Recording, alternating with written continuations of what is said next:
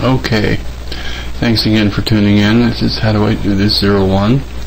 My name is Tim. Now let's get on to some practical applications.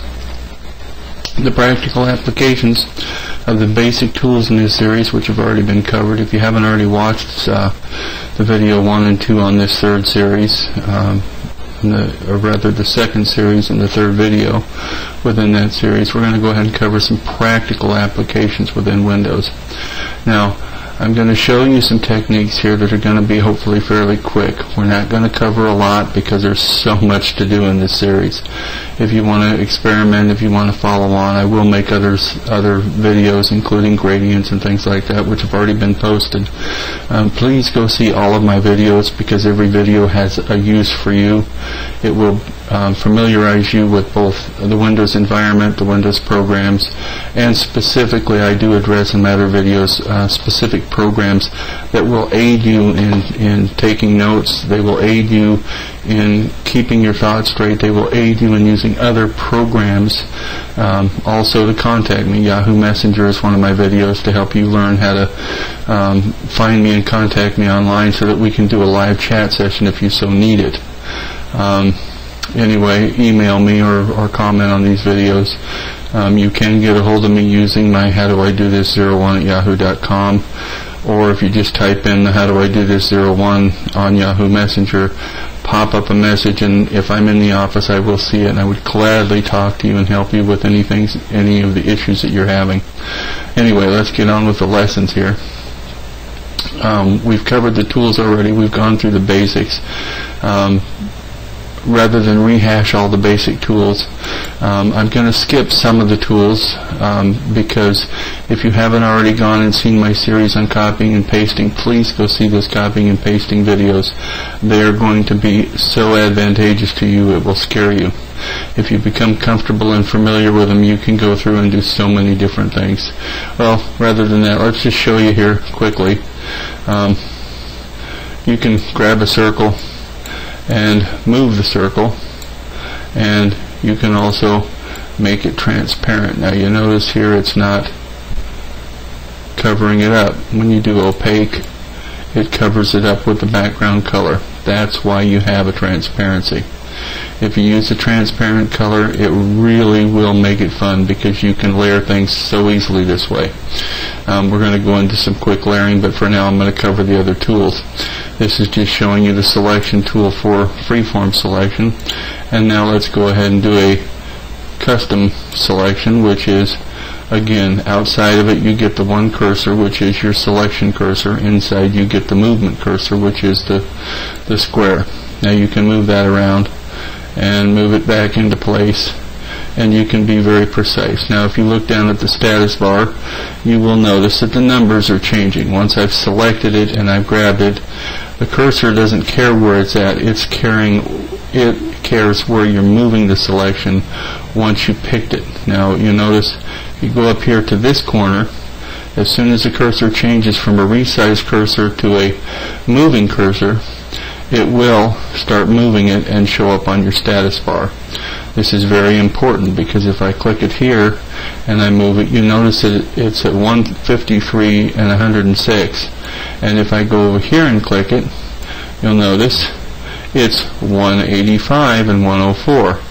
Where you grab it is going to make a difference. So you have to become very comfortable with moving things. If you're trying to be very precise in, say, doing animations or other things like that, this can really speed up your work, and it can help you because if you do just by sight, you can do it that way. You notice up here at the top in the selection, I can drag it down. That little pointy thing, if I saved it one step at a time, and I did this like this, I could go through and I could save it. The one problem is, as I go through and save it in Paint, it's going to save it and it's going to keep it in that same spot. I do believe that if I tried saving it at this point, I would lose my selection because it will cancel the selection and then I would be stuck, so I couldn't go through a step at a time and move it down like this and save it one at a time to create an animation. So just so you know, there are some limitations to the selection tool. Once you've selected it, you can move at a given point, and then you have to reselect it, which can be very tedious if you've got multiple layers or multiple things.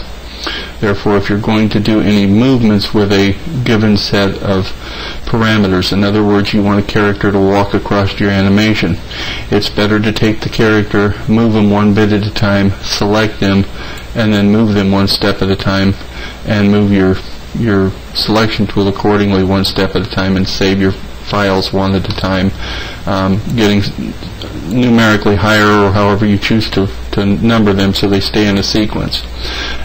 They do sort alphanumerically, so if you go into, say, file number 1 that we're starting with here, if I saved it as Untitled 01, I could then save it as Untitled 01 space A and move something, go in Untitled 01, put a space in there, and then a B, and I could do it A, B, C, D. It would number itself in your file system. When you save it, it will number it sequentially so that you can go back, and rather than having to sort through one at a time, it will allow you to go through and do them systematically, either by your own numbering system, or you can create one using alphanumerical to go ahead and save your file so that you can create a proper animation and not have to sort files the hard way by doing it one at a time when you're making a video.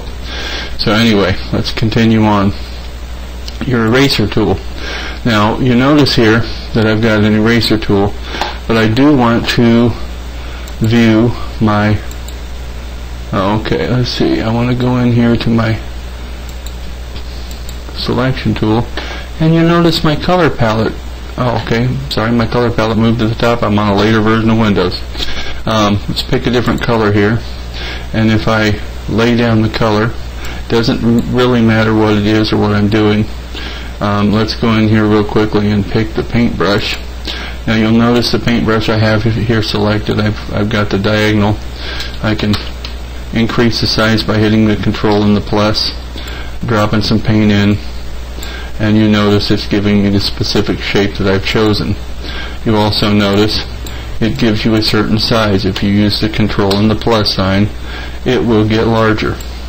You can go and use this to your advantage because it's way bigger than that circle right there. It gives you some real flexibility, including up to painting the whole canvas very quickly.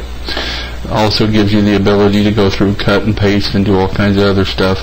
Or in this case, we're going to go back to the eraser tool. You notice the eraser tool gives you only so big, but I want to go through and I want to erase it quickly, and I just want to erase one color. Well, you'll notice my primary color is red, my background color is white, and my other color is black. Suppose I want to get rid of just the black. I would go through, I would make my primary color black, I would make my background color white, right click it, and I get rid of the black. I didn't get rid of the red because I right clicked. Now if I left click it, I'm going to erase everything. So I can undo that and undo that, and then if I right click it, I'm only going to remove the black. That's giving you a color change. Now I can do that with the red as well. Again, the background color will be white and the foreground color will be red. I can delete just the one color without touching the black. Okay? Now, you'll notice that's very handy because you can change colors. Now I can also change that to a different color. If I select my primary color and suppose I want my background color, or if I want to change this color from a red to a green, then I can right click on the green, make it my background color. Then when I right click and go over it, it changes it just to one color. It changes it to the background color, but it leaves the rest alone, which is a good change color option in this program. A lot of people don't know it. Now let's go to the canvas. If you're going to flood fill, you notice the pop-ups here, flood fill with color. I can choose flood fill, and we'll have to move on to another video here, so there's going to be 4 in the series. Please continue on with this series, and I will start up again here quickly. Thank you for watching.